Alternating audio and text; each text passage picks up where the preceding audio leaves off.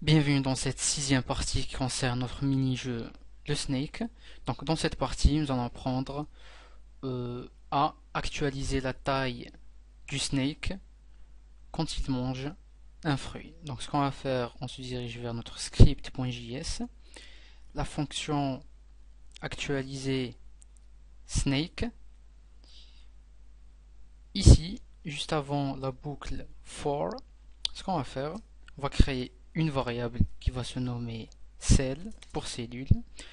Donc en gros, quand la tête du snake heurte le fruit, on va la faire disparaître et agrandir le snake d'une cellule. Donc on va récupérer les coordonnées de la tête du snake, donc autrement dit la nouvelle tête du snake, puisque le snake il est en déplacement.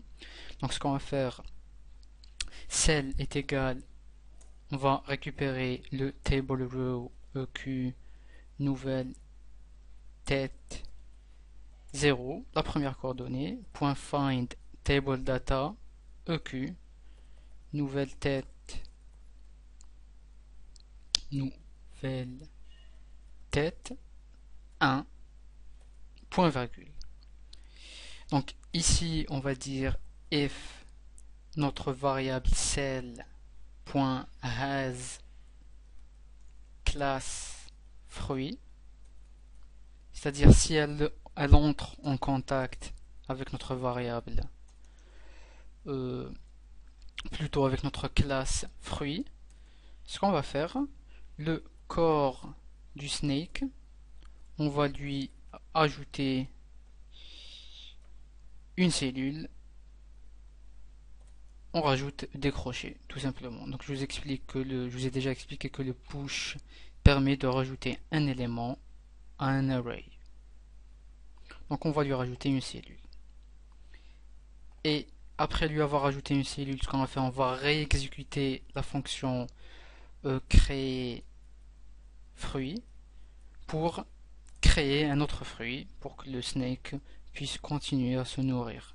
Donc, mais si on crée un nouveau fruit, l'ancien, il faut le virer, donc il ne va pas disparaître comme par magie. Donc on va se diriger vers notre classe, vers notre fonction créer fruit, et on va lui dire table data remove class fruit à chaque fois. Donc il va la virer.